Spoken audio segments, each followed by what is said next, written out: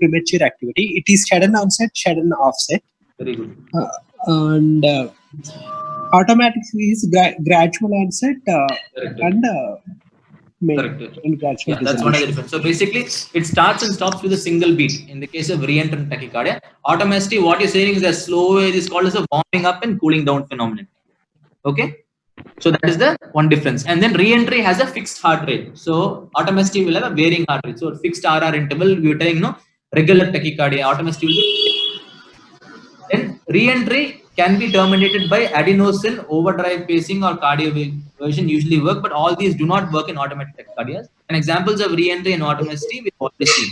So knowing the mechanism of the tachycardia helps in deciding the treatment. For example, automatic tachycardias like epical tachycardia will not, by cardioversion, will not terminate, but re-entry tachycardias will. So what is the diagnosis? The mechanism of AVRT is a reentrant tachycardia. Diagnosis is atrioventricular reentrant tachycardia. And what are the points towards the AVRT?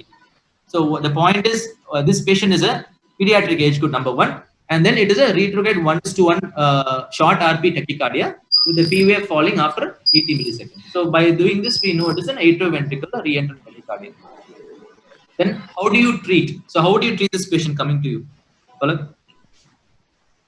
So first of all, we can do vagal maneuvers. So like if it's a small baby, 2-month-old baby, we can put a ice pack over the face of the baby. Then if it does not respond to that, then we can give adenosine. Very good. Adenosine Okay. can.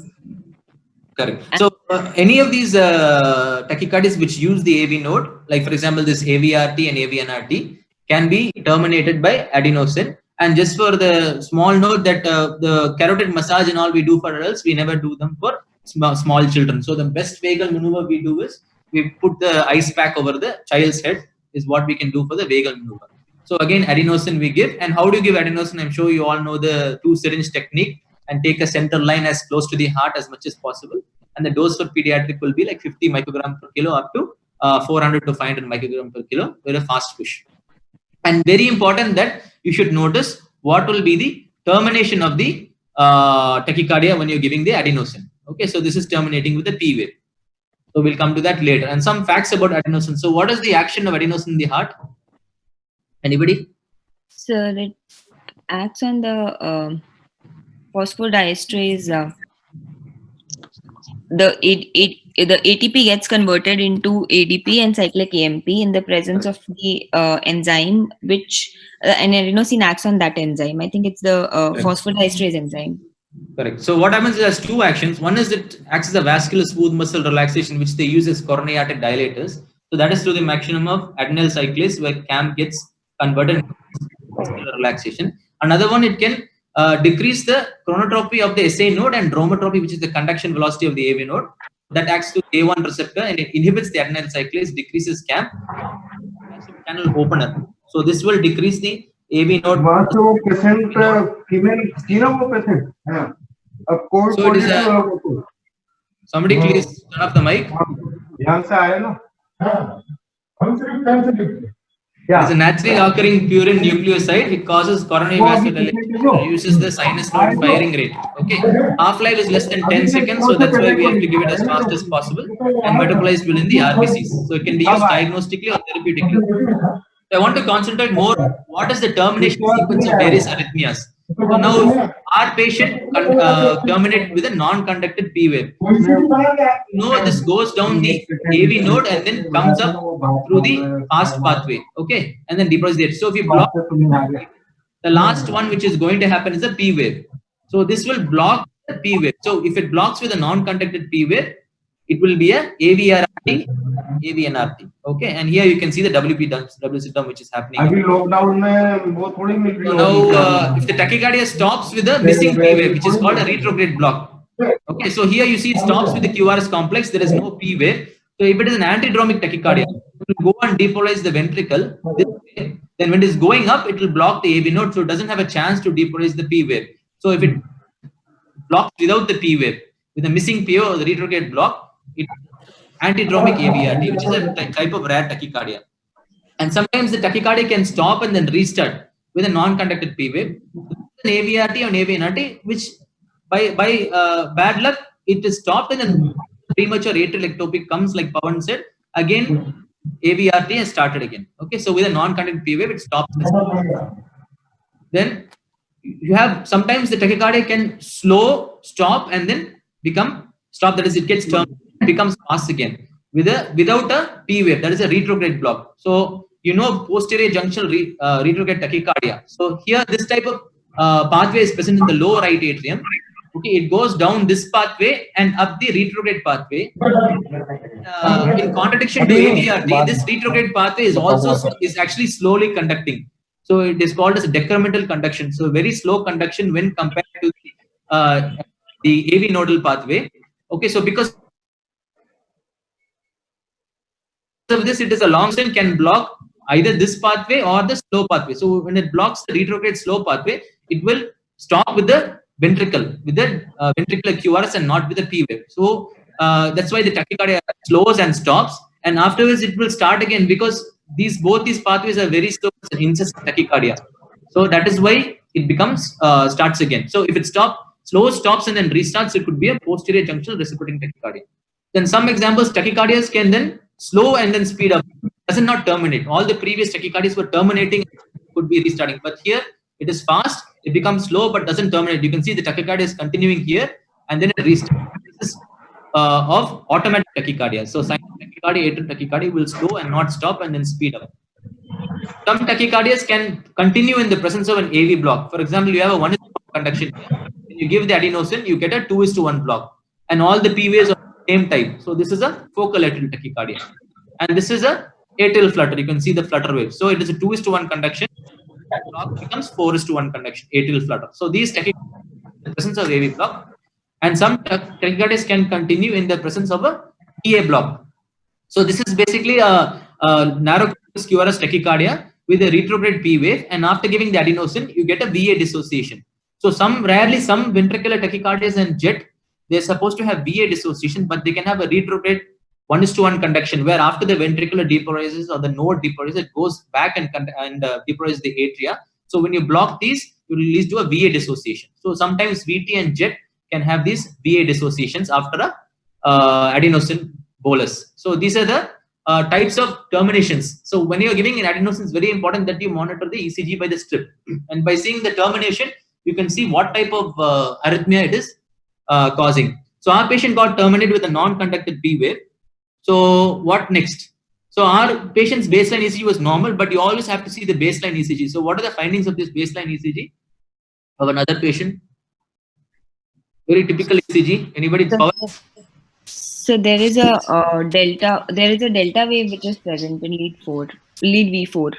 Correct. Clearly seen in V4, suggestive of WPW. Okay, is that the only finding?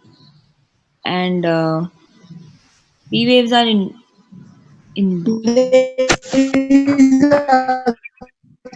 So it's a short PR interval. Correct. So short PR interval and slurring of QRS complex.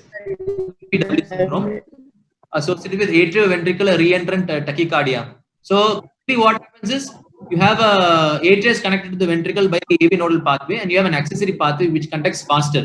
So because this conducts faster, the atria gets depolarizes the ventricle very fast. So PR interval is short, and because it depolarizes normally through the accessory pathway, QRS is movement, and because the ventricle is bombarded by both the AV nodal pathway and this accessory pathway, slurring of the complex.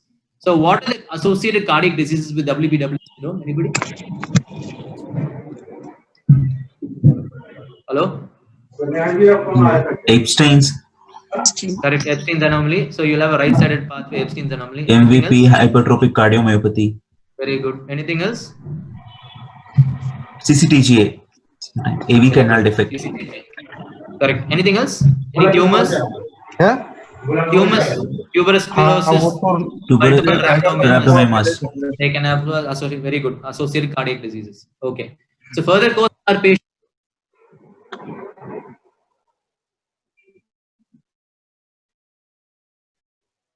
He attained silent echo was normal here and stopped. No recurrence. Future prognosis. Is he going to get arrhythmias?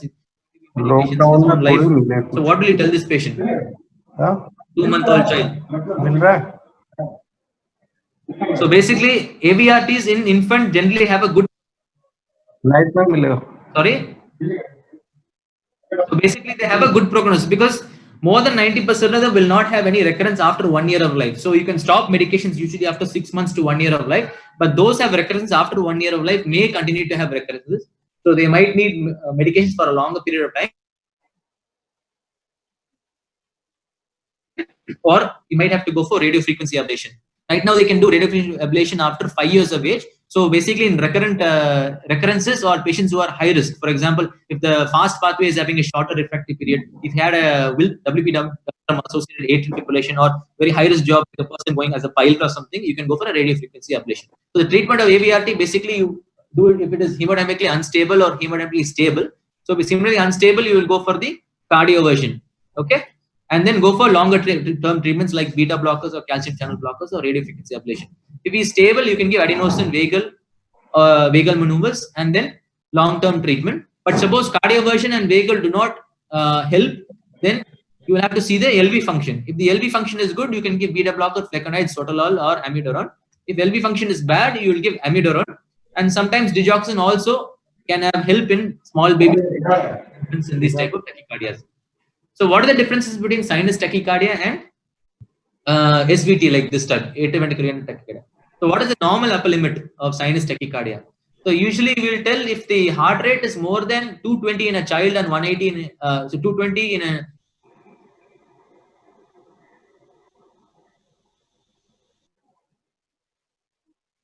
infant, and more than characteristics between a sinus tachycardia and this type of reentrant tachycardia. Pawan, am I audible? Yes, sir. Yes, sir. You are right. Okay. So basically in a sinus tachycardia, the RR interval will be varying because it is also a type of automatic tachycardia. It will be a fixed tachycardia in the case of a AVRT, and of course the P waves will be normal. Each P wave will be followed by QRS complex axis P wave. So there's a difference of sinus tachycardia and this thing. And once you treat the cause of the sinus tachycardia, the heart rate will come back to normal. Like for example, if it is a fever, okay, or anxiety. So I just want to show you this. Can anybody tell me the spotted diagnosis of this patient? Infant with tachycardiomyopathy. No more history. So you can start with the ECG. Is a narrow complex, regular or irregular? It is a narrow complex, regular tachycardia. Okay. Now you want to see the P waves. So you can easily see the P waves are over here. These pointy things are P waves. So you know definitely it is a long RP tachycardia. So this is a long RP tachycardia. Actually, this is a PJRT, posterior junctional reentrant tachycardia. Usually P waves will be inverted in 2, 3 and AVF. So PJRT is actually a very rare tachycardia, but if they do occur, they can be present in fetus, infant and small children, very rare in adults, and they are very difficult to treat as well because both the AV nodal pathway and the reentrant pathway are very, very slow conducting, so they're very incessant. So coming to the second case scenario, this is a 1-month-old female child diagnosed outside with dysplastic tricuspid pulmonary stenosis, was admitted for the percutaneous pulmonary valve, for the balloon pulmonary valvuloplasty. So ECG looks sinus rhythm okay, tall R waves in V1 due to right ventricular hypertrophy, deep S waves in V6. Procedure went on, coefficient was good, but 12 hours after the procedure, dysfunction developed. Okay, then we did the tachycardiomyopathy. So then we did the ECG. So, Paul, can you read this? ECG? So this is this is showing 3 leads ECG, Yeah, sir. that's okay. Whatever you can read. Yeah, Narrow complex. yeah, it's a narrow complex tachycardia, sir. Yeah. And in between, if we see, there are Irregular or regular? Irregular, sir. Irregular. So narrow complex irregular tachycardia, and you want to see the P waves. Yeah. In lead 2, sir, there are 2 P waves which are followed by 1 QRS complex. Correct. And then after that, there are 1 P waves which are being conducted, and in between, then 2 P waves are being conducted. So multiple P. So basically, it's multiple P waves of different morphologies with variable conduction in the setting of an irregular tachycardia. Okay. So any diagnosis from this? Multiple P wave morphology. Ectopic Multifocal atrial tachycardia. Correct. Multifocal ectopic atrial tachycardia. So we did not diagnose. But suppose you don't know the diagnosis. What happens if we give adenosine? What do you suspect? Will terminate? No, sir. It won't terminate. So we said in automatic tachycardia, it will slow down and then become faster again. So we can see the tachycardia is continuing over here and then it becomes fast. Adenosine was given around here. Okay. So this is an automatic tachycardia. Multifocal ectopic atrial tachycardia. This mechanism is automatic diagnosis is multifocal ectopic atrial tachycardia and points towards the multifocal tachycardia. It is a irregular tachycardia with varying morphology P waves and varying AV block. Okay, and the age of the patient. These are also quite common in infant age group. So adenosine did not terminate the tachycardia. Then what else do you want to do? Perfusion as well. Any other medication you want to give? What is the next line of medication? Propranolol also. Correct. You can give. And yeah, if it does, and then we can give flecainide. Give propranolol when you propranolol flecainide sotalol, or you can give amiodarone. So 1A, 1C or 3 drugs. Okay. So now many times these are incessant tachycardias. You might be able to achieve only rate control. Okay. So this is a sinus rhythm showing some. After that it was terminated. Inverted, so some abnormal focus. So there were no recurrences after the patient terminated the tachycardia, and then propranolol and flecainide was continued up to 1 year and then stopped. So how do you counsel this patient now? So again asking like, what about the recurrences? We are not able to hear you. Okay. Somebody is speaking on the background actually. Am I audible now? Yes, sir. Okay. So how do you counsel this patient? Can you mute that person?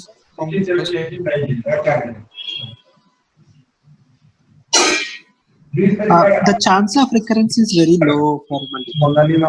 Correct. So actually, even if you don't get rhythm control within the hospital, many of them, even if you discharge them on a rate control, when they come back to you, they would have converted back to sinus rhythm. So most of them will achieve sinus rhythm within 6 months of age, and usually they don't recur. So it's quite a good prognosis. So it is an automatic tachycardia, an abnormal focus of cells depolarizes past the sinus node, and warming and cooling phenomenon, which is of all automatic tachycardias. So it is a common cause of tachycardiomyopathy. But once you treat the tachycardia, the function comes back to normal, and a high chance of spontaneous resolution less than 6 months of age. Okay. Drugs 1A, 1C, and 3 drugs are the which are used. So this is the warming up and cooling down phenomenon. So you can see here it's warming up and here it is cooling down. Okay. So it's typical of the automatic tachycardia. In third case scenario, a day 4 neonate with sepsis and neonatal jaundice was found to have tachycardia. So can you see this tachycardia? Anybody? So basically it is a heart rate 255 per minute in a neonate, which is a tachycardia, and it is a Nano. tachycardia. It looks little on the wide complex side. Yeah. But we'll see. Difficult to identify the P waves in this while seeing. Like you have to read it first. You are attempting to tell some diagnosis. Read it. It is the what tachycardia, what is the rate. Okay, sir. Okay, so 255 beats per minute, identify the P waves. So we're not able to. So what do you want to do? Anybody? Neonate who's well perfused, so we can try to give adenosine. We won't try any drugs yet. We don't know what the diagnosis is. So now what has happened after giving the adenosine? So what are these waves you can see? Flutter waves. Typical, yeah, flutter waves. So, and you can see the QRS complex looks narrow now. So maybe the wide QRS complex was rate related bundle branch block. So this is basically an atrial flutter. 1:1 conduction became 8:1 AV conduction. Okay, so this is a typical atrial flutter. So mechanism is by means of a macro reentrant pathway. Diagnosis is atrial flutter, and points towards atrial flutter is basically atrial flutter waves, and again age of the patient. So neonate is a common age group where you can get atrial flutter. Okay, and another thing is no isoelectric baseline between the P waves. I have one slide for that after this, so I'll come to that later. And how do you want to manage this neonate now? Well perfused neonate, atrial flutter, 250 per minute.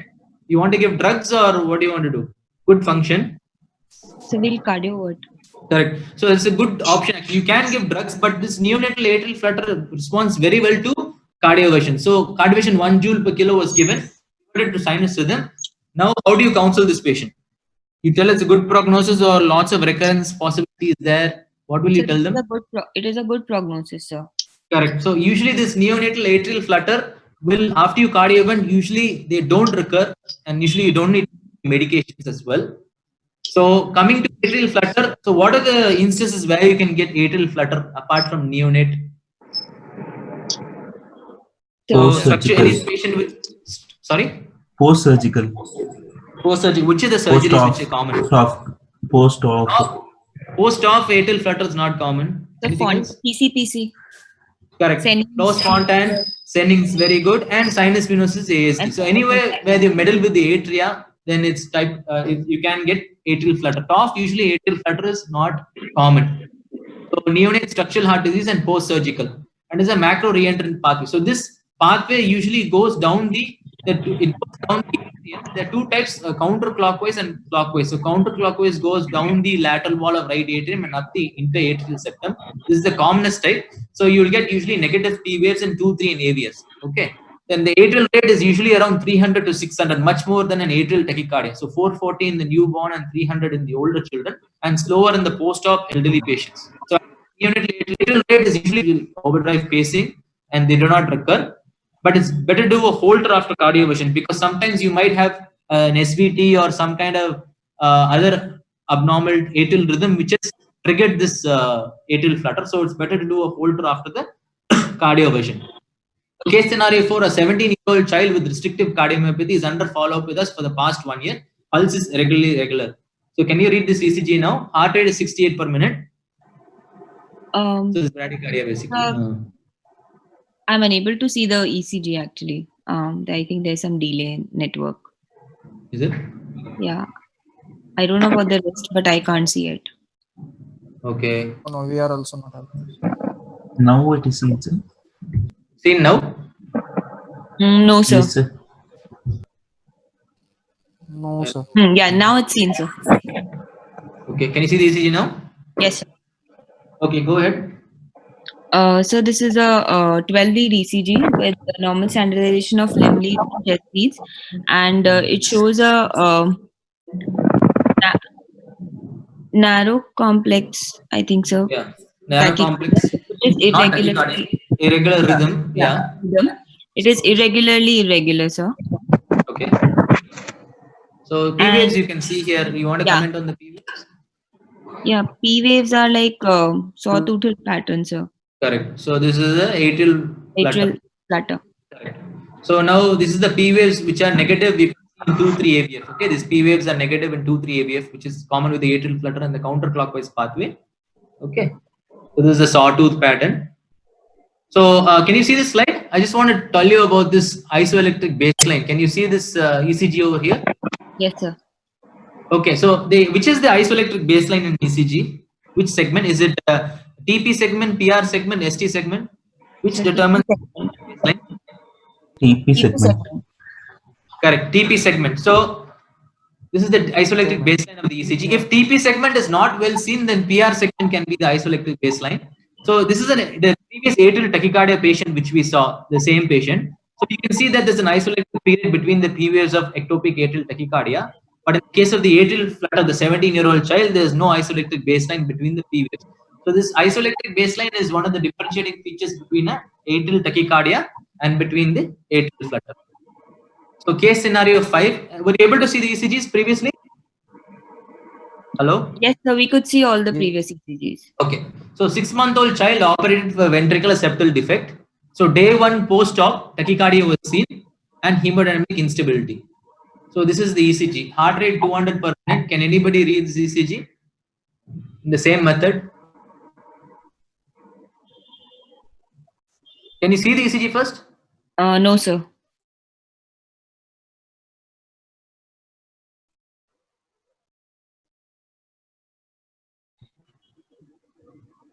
How about now? Are you able No, to see sir. the ECG? No, sir. No, How about sir. now? Not able to see. No, sir. At least you were able to see. No. Okay, I'm just waiting for it to come. Just tell me Yes, when sir. you're able to see. Now we can see it. You can see? Yes, Okay, can you sir, see now. heart rate 200 per minute above? Okay, now go ahead with the ECG. Okay, can you read the ECG? Same Shall way. I? Okay. Yeah, It's a go 12-lead ECG, sir, with normal standardization of limb leads and chest leads. And the heart rate is around more than 150 per minute. 200 per minute. I've given you the heart rate. Don't worry. Okay. It's around 200 per minute, and it is a regular narrow complex tachycardia, sir. You sure it's regular? It's irregular. No. So it's irregular. It's irregular. Okay. So again, now we have to narrow complex irregular tachycardia with heart rate of 200 per minute. A post-op child. So I think you must be knowing the diagnosis by now, but we'll go in the pattern. So we identify the P waves. So I've put the P waves over here. So what do you think about the plane wave? P waves now. Can you see this ECG? It's a long RP tachycardia. Can you see this? Give me the heart rate. Don't worry. Can you see the red arrows? No, sir.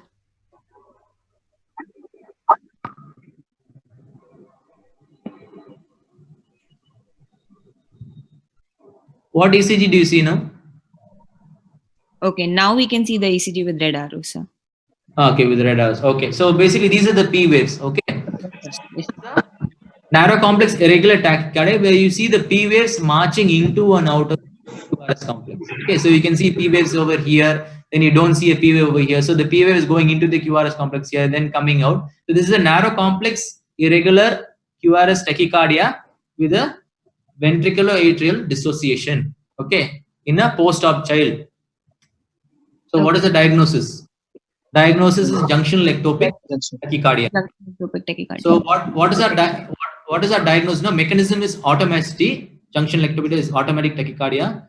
Okay, diagnosis and points towards jet is again the narrow complex, usually narrow complex irregular tachycardia with the P wave marching in and out of the QRS comes with the ventricular atrial dissociation in a post-op child. But just to let you know that this narrow complex, it doesn't have to be always narrow complex.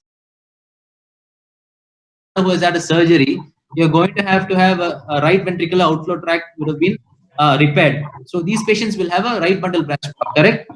So these patients, when they have a right bundle branch block, if they go into the jet, they will have a wide QRS complex tachycardia only, irregular. So when you will be, but when you terminate the tachycardia, the jet, the sinus rhythm will also have a wide complex. So basically, if the complex, the narrow wide complex is the same as the sinus complex of the QRS, then it is a jet. If it is different, then it is a ventricular tachycardia. Okay. So points towards jet is a ventricular atrial waves, P waves marching in and out of the QRS with VA dissociation and irregular because it's automatic tachycardia and post-op condition, ventricular effect and tetralogy of Fallot are the commonest conditions where you can get a jet. So how do you treat these patients? So according to the protocol, which you all know, I think. So first we will look for any electrolytes abnormality if there are any. So we'll give calcium, we will give magnesium, and after that, if it does not respond, then we can give amiodarone, sir. Okay. So if you want to go and say. And hypothermia is also helpful. And even if after that it doesn't work, then we do overdrive pacing, sir. Okay. So you intubate when can we say the complete heart block with junctional tachycardia, sir? Junctional. Sorry? Can we say it as a complete heart block with junctional tachycardia, sir? No, actually, for complete heart block, the atrial rate has to be faster than the ventricular rate. So in this condition, the ventricular rate is faster than the atrial rate. That's why we say VA dissociation. So there's two terms you have to know. One is AV dissociation, atrioventricular dissociation, where the atrial rate is faster than the ventricular rate. If it's a VA dissociation, the ventricular rate is faster than the atrial rate. So that is common in conditions like junctional tachycardia and VT. So this is a VA dissociation. Yeah. So you cannot. You have but to tell the sometimes it may submerge within the QRS, then we cannot be able to see it. Yeah, that's correct. But you can clearly see here the QRS complex is the rate of. There are more QRS complexes than atrial complexes. So I have a complete heart block ECG later on. I'll tell you. We can discuss that. Okay. So pain stimulus is not good for these children. So you want to intubate, ventilate, sometimes paralyze, and then cooling. Okay. So cooling is an automatic tachycardia. So by cooling the baby, you can decrease the sympathetic stimulation. So usually you cool them like by fan and blankets, cool blankets to around 32 to 34 degrees. In correct electrolytes, as Palak said, calcium, magnesium, potassium, correct their acidosis, and decrease your inotropes as much as possible. Like Milrinone is okay, but dopamine, dobutamine, adrenaline, and noradrenaline reduce as much as possible. So many of the tests will actually improve with these 5 steps. But if they don't, you can try overdrive pacing. So basically, you have to set the pacemaker 10 to 20 beats more than the intrinsic heart rate. So why you do that is, in the case of a jet, you know there's a VA dissociation. So the atria is contracting many times across the closed AV valve. So the cardiac output will decrease because it's loss of the atrial kick is there. So by doing an atrial overdrive pacing, you're making the ventricle contract after the atria, so you're increasing the cardiac output. But if the heart rate is very fast, like 230, 240, you cannot overdrive pace more than that. So what you can do is you can give IV amiodarone, which will decrease the heart rate. And when it comes to within the pacing range, you can do overdrive pacing. Okay. So the course in the ICU But was, it is irregular, sir, rhythm. it is irregular rhythm, correct? Irregular, no, sir. Irregular, yeah, not regular. It is irregular, correct. Jet Also, will be, it's a long RP tachycardia, no? No, when there's VA dissociation or AV dissociation, usually you don't talk in terms of short RP, long RP. If it is a 1:1 conduction, then you talk about short RP and long RP. So all those AVRT, AVNRT, PGRT, they are all 1:1 conduction. But here the ventricular atrial dissociation where ventricular rate is more than the atrial rate. So usually in conduction, you usually don't talk about long RP and short RP. this jet always will be irregular, sir. There are 90% of jets will be irregular. 10% of jets will have retrograde 1:1 conduction. So these can be regular. So what happens is the AV node will, the jet, the pulses come from around the AV node. So the AV node will retrograde and depolarize the atria. So you can have a P wave after every QRS. So those rare jets, which is of 10% of all the jets where you have a retrograde to one conduction, those jets can be regular.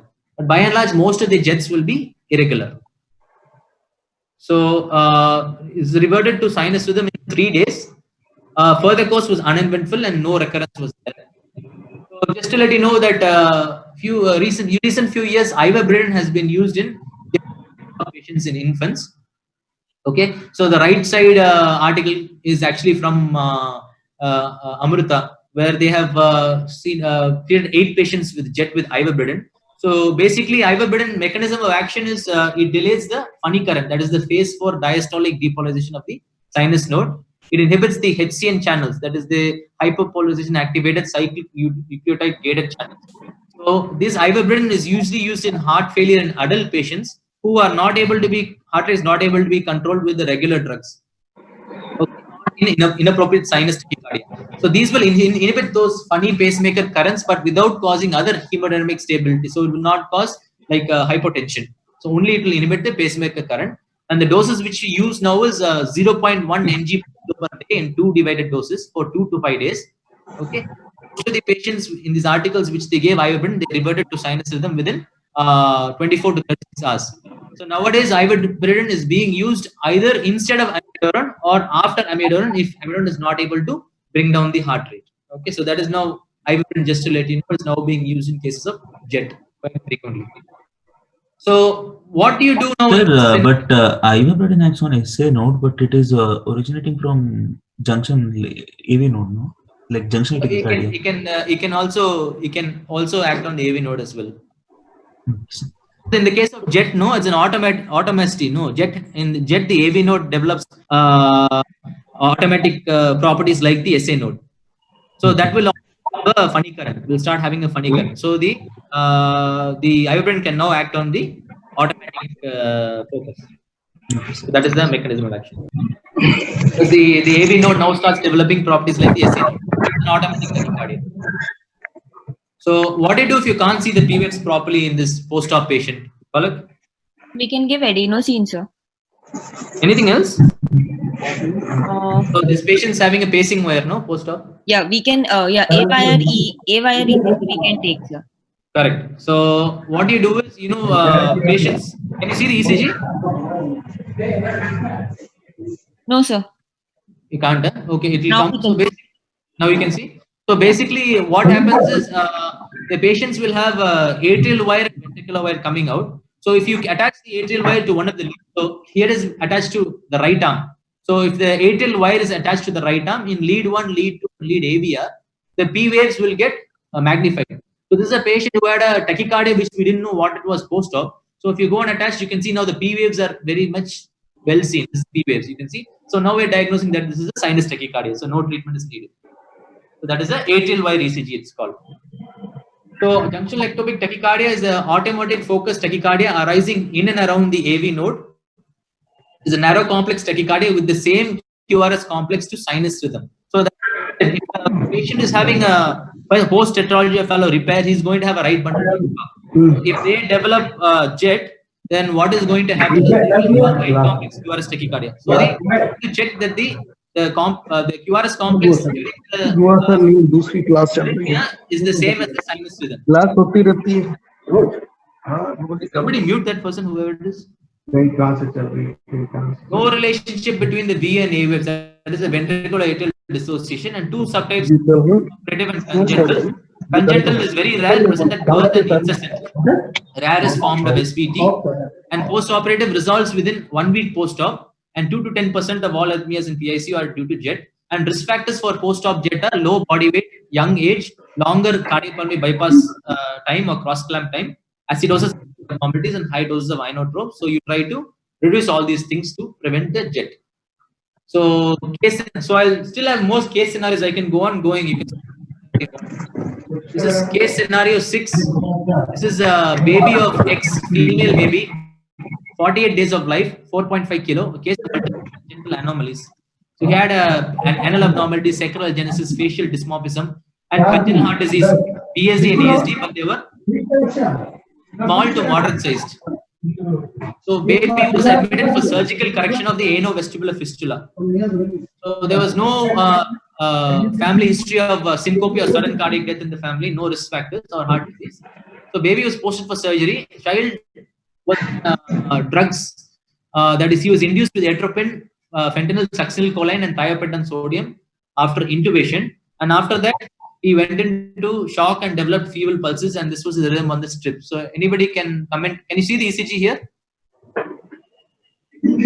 Yes, sir. It's come. Okay. What is the ECG now? But it is a broad complex. Correct. Wide complex. Wide complex tachycardia, sir. Wide complex with, irregular tachycardia. Okay. With Yeah. different morphology, sir.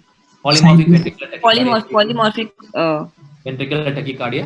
And you can see the axis of the QRS is changing. It's twisting. So it's very large and then very small here. Small. So this is a torsade sleep only. So it's basically a polymorphic ventricular tachycardia with the QRS axis twisting across the base.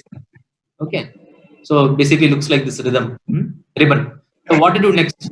So the baby was in shock basically. So we gave a synchronized cardioversion, 10 joules. CPR was given, magnesium, calcium, sodium bicarbonate, and the patient was abandoned the surgery and shifted down to the PICU. He started on adrenaline infusion. So when we did the ECG, anyone wants to comment on this ECG? It's a sinus rhythm ECG. 150 per minute heart rate. And, long QT, sir. so basically, after torsades, obviously you will think of long QT.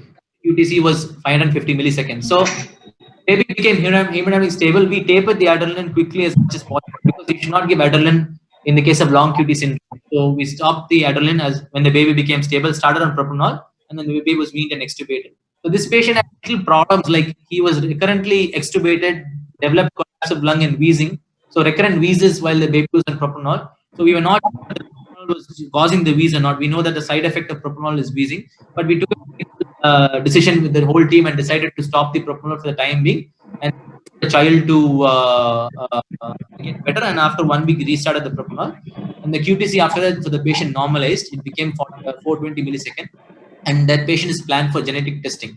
So I just want to go a little more deeper into this QTC. The reason, even though Bazets discovered QTC in 1920, almost 100 years, there's still varied consensus on how to measure the QTC, which lead to take.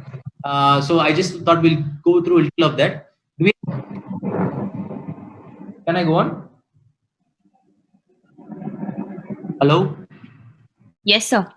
Okay. So QTC, you want to measure in stable sinus rhythm. But problems happen. For example, children, like they can have sinus arrhythmia, quite common in children. So what to do if you have sinus arrhythmia? How will you measure the QTC? Anybody? So if you have sinus arrhythmia, arrhythmia. Okay, take 3 to 5 beats and take average of QTC of those 3 to 5 beats. Okay, if QTC abnormal, repeat ECG multiple times to confirm that is a prolonged QTC, and always rule out acquired causes of long QTC. Okay, so what are the acquired causes of long QTC other than drugs? Which are the electrolyte abnormalities which cause long QTC? Hypocalcemia, hypomagnesemia, hypokalemia. Three, hypocalcemia, hypomagnesemia. So always rule out all these. And which lead do you like to take? V5. V5 is one of them. V1. Best will be V2 because the atrial to ventricular depolation, the direction of that goes towards lead 2. So usually all the waves, if we see P wave and all that, we see more, mainly in lead 2, no? Because all the waves are well seen in lead 2. And also in children, the QTC is supposed to be the longest in lead 2. If lead 2 is not well seen, you can take, as Pawan said, lead 5. If both lead 2 and lead 5 are not seen, you can take other precordial leads like V5, V6 or lead 1. But try to avoid V1 to V3 because the T wave is very much variable in those leads. It's better to see both the lead 2 and lead 5 and take the higher measurement and measure to the nearest 1/4 of the small square. So usually when you see, when you measure QTC, you might be seeing that the end of the T wave or the R wave falling in between the two lines. So you can take half or 1/4 like that and measure accurately. So which QT and RR interval to take? So suppose you take the QT of you're measuring the QT, taking the QT. Do you take the RR interval of that same QT or the previous RR interval of the later RR interval? Anybody? So actually, you have to measure. See, so much doubt. Yeah, correct. So see, so much doubts are coming in a simple thing as measuring QT. That's why I just went into research for this. So you measure the QT interval and take the RR interval of the previous beat. Okay, you should not take the same one. And what are the methods when you cannot see the end of T waves? Various methods are there which you can define the end of T waves. One is the tangent method. If you cannot see the end of T waves, you take the help of other consecutive leads. And be careful of notched or bifid T waves and U waves. Okay, and which formula to use? So we use the Besset's formula actually. Yeah. But to let you know that Besset's formula is good only when the heart rate is between 60 to 100. It underestimates QT below 60 and above 100. So there are other formulas like this Friedrich and Framingham formula, which are thought to be higher heart rates. But because Besset has been the one which has been there for the longest time and most of the studies are based on Besset only, still we utilize Besset only. But it's important to know what are the limitations of using the Besset formula. So this is an example of the tangent method. So what the longest, that is the last descending or the ascending limb, the steepest slope, you will draw a line to meet the T. So why I want to tell you is, see, this whole thing is the end of the T wave. You can see here. But the steepest slope is this, and then you take a line along the tangent of that, the isoelectric baseline. So this will be the QTC. Okay, suppose you had taken the end of the T wave here, you will be overestimating the QTC. So this is why you have to take the tangent method. Okay. Yes, sir. And am I audible? So what about sometimes T waves will be bifid or notched, or you may have U waves. So how do you know when to include them or when to exclude them? For example, here you have a T wave which is a notched T wave. Here you have a T wave with a U wave which is separate. So do you include them or exclude them? So if the T wave, if the notch or the U wave is more than 50% of this amplitude of the previous T wave, and if it is merging with the previous T wave, you include them. If there's less than 50% of the T wave and separated from the T wave, you do not include the U wave. Okay, in the measurement of QTC. Okay, so that is about bifid and notched T waves. And if you cannot see the end of the T wave, you can take the help of consecutive leads. For example, lead 2, if you cannot see, if in lead 1 you can see the wave, on lead 3 you can see, you can draw a line from the end of the lead 3 or 1, and where it intersects the lead 2, you can take that for the measurement of the QT interval, but never use leads V1 to V3 because they are variable. And coming to the normal QTC, so it is very important to know that, for example, this was the QTC of normal males, the blue line, and QTC of normal females, the green line. Okay, and this is the QTC of genetically diagnosed long QT syndrome of Mayo Clinic. So you can see the orange is the overlap between the QT of the normal patients and the QT of the patients with a genetic proven long QT syndrome. So from this you can understand there is no single value of QTC which can clearly differentiate patients who do not have the long QT syndrome but have a little higher normal QTC, and patients who have the genetically long QT syndrome and have a little lower QTC. But generally, if QTC is greater than 500 milliseconds, asymptomatic, it is diagnostic. If they are symptomatic, more than 470 milliseconds in post-pubescent symptomatic males and 480 in post-pubescent symptomatic females and more than 480 in prepubertal symptomatic children should be investigated for QTC. And 450 to 480 milliseconds is always borderline. So you must always take the pre-test probability, like see the family history, see any history of deafness, example, and see if you can diagnose them and make them go towards long QT syndrome. And longer the QTC, higher the chances of sudden cardiac death. So long QTC in neonate and infancy, what to do? So you have, for example, a 1-day-old baby. The neonatologist there is auscultating. He feels that there's some murmur, so he wants to do a detailed cardiac evaluation. He doesn't know how to do echo, so he does an ECG and does an X-ray. And the ECG on day 1 of life, he's telling the QTC is 490 millisecond. Baby has no other risk factors. So what do you want to do? You want to tell the parents that this patient has long QT syndrome, start beta blocker and do genetic testing, or you want to wait and see? You want to repeat the ECG? What do you want to do? So we'll wait and see, sir, and repeat the ECG after. When do you want to repeat the ECG? Sir, after 2 weeks. 2 weeks. Yes. So basically, long QT, the QT interval during infancy is very variable and transient because there is an imbalance in the cardiac sympathetic innervation between the left side and right side. That's the T1 to T5 nerves. So QTC shows a lot of variability between life. So if you have before day 4 of life, if you have a prolonged QTC, it's better to first reconfirm on day 4. Okay. So day 1 ECG, if they're taken, tell them to reconfirm on day 4. So on day 4, if QTC is less than 500 millisecond, no bradycardia, no AV block, no repolarization abnormalities. That is, the T wave morphology looks normal, no torsates, no family history. It is most likely benign, just needs follow-up. But if the QTC is above 500 milliseconds or has any of these other factors, you can start beta blockers and consider genetic testing. Still, these patients might have normal QTC and may become genetic factor, but still, these give us good guidelines on how to follow up the patient. And always rule out the acquired causes because hypocalcemia is very common in the neonates. So genetic testing. Where, brother? Hello. So patients with unequivocal and unexplained long QTC more than 100 milliseconds, and patients with clinically suspected long QT syndrome regardless of baseline QTC. Yeah, Varun. And all Others can read their microphone. Thanks. Oh, and all first degree relatives of a genotype. okay. So if you get a baby who is having a long QT syndrome, Arun, mute yourself. You go to all the first degree relatives, do the mutation for that patient. So suppose the mother is having again positive, you go for the mother, brother, mother, sister. So this is called following the genetic trail. Okay.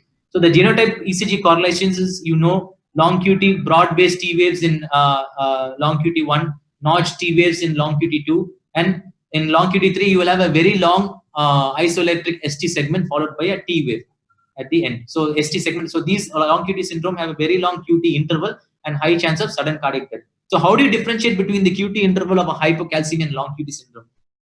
So what are the differences? Anybody? So in the case of a hypocalcemia, only the ST segment will be prolonged. The T wave morphology will be normal. But long QT syndrome will have T wave mostly repolarization abnormalities. So T wave abnormalities will be there, like we saw that broad-based T wave or the notch T waves will be there, along with the prolonged ST segment. So, but in hypocalcemia, only the ST segment will be long. T wave morphology will be normal. So we have to ask for the Schwartz score, which we already know. I won't go beyond that. And treatment of torsates is basically cardioversion and magnesium. Case scenario 7. This is a newborn baby with a low heart rate. Hemodynamic is stable. Antenatal scan showing bradycardia. No other risk factors were there. So anybody can read this ECG.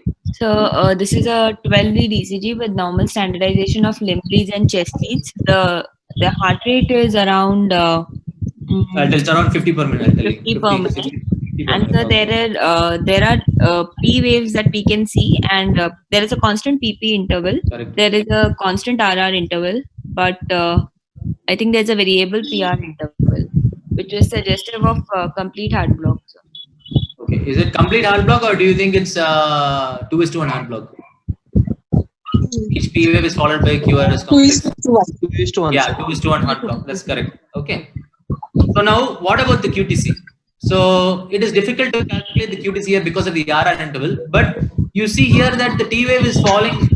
If you see, can you see this ECG? You see in V5 and all, the P wave is falling on the T wave. Okay. So why do we get a 2:1 AV block in this case of prolonged QTC? Anybody can tell why this patient is having a 2:1 AV block?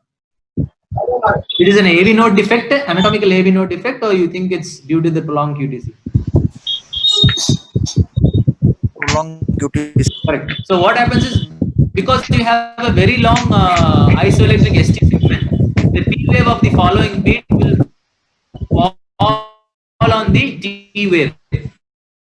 So it doesn't get conducted and the next P wave gets conducted. So if you give a beta blocker for this patient, it moves the P wave away from the previous T wave and you get a sinus rhythm. Now you can see the very long ST segment and a prolonged QTC of 620 milliseconds. So we thought this patient might be a long QT syndrome 3. So if it's a long QT syndrome 3, what medication would you advise before genetic testing? You want to give beta blocker alone or something else? So usually for a long QT syndrome 3, we will give mexiletine. This patient actually we cannot give mexiletine because he was lost to follow. Okay. So this is the next patient. So this is can we see the ECG? Is a clinically stable, I think 1-year-old boy, structurally normal heart. Okay. Anybody wants to, with a heart rate of 188 per minute, anybody wants to read this ECG? Can you see the ECG first? Yes, sir. Okay. Please read the ECG. So this is a 12-lead ECG with normal standardization of limb leads and chest leads. The heart rate is around 188 per minute. Okay. Then there is it's a wide complex tachycardia which is seen, sir, and wide complex monomorphic, regular, like regular tachycardia only. Monomorphic okay. regular tachycardia. Okay, wide complex regular tachycardia. Okay, so you want to what do you want to do next? Obviously, you want to see where the P waves are. Okay, so now can you see the P waves over here? You think it's a 1:1 conduction, or you think there's a VA dissociation? I'll help you. Can you see the ECG and the arrows? Yes, sir. Okay, so you can see P waves are here, then you don't see any P wave here. So basically, it is a wide complex tachycardia with a VA dissociation. VA dissociation. So it is a ventricular tachycardia, and it's a stable boy. Okay, so now you want to know where the ventricular tachycardia is coming from. So you have to find out if it is a LVB, RBB, if it is inferior axis or superior axis. So can anybody tell me if this is an LBB or an RBB type? So it's an RBB type. Correct. What is the axis? So the axis Left is axis. left axis. Left axis. Yeah, it's a left superior axis. So any diagnosis you want to give? Stable boy. So left sided. Yeah, it's called as a It will be idiopathic left posterior fascicular VT, which is quite rare actually in pediatric age group, but you can get sometimes in adolescents. Okay, so management, you want to shock this boy? He's quite stable. How many more you have? I have, I think, maybe 15-20 minutes, sir. 15-20 minutes. Maybe you have to take in next session. Okay, sir. Maybe another 2 minutes you can stop here. I will give you another slot to you end up based on your availability. Okay, sir. Fine. Yeah. Just finish this one, sir. How many will shock this boy? Stable? No. No, sir. You won't shock this boy. So these fascicular VTs, also called as Bellhausen's VTs, will respond very well to calcium channel blockers and beta blockers. So you can give that. But if some of these patients have only very, very infrequent episodes of these tachycardias, very widely spaced, like once in 3 or 4 months with normal ventricular function. These patients don't even need treatment actually.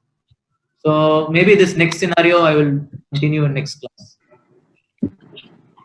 Thank you very much. It's a really very great collection of ECGs and good interaction, Vinod. I really appreciate you heartfully.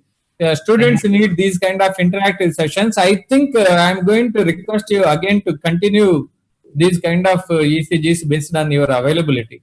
Yes, sir, definitely. Yeah. If there are any questions, please communicate to him through WhatsApp group. I request Dr. Vinod to answer them also.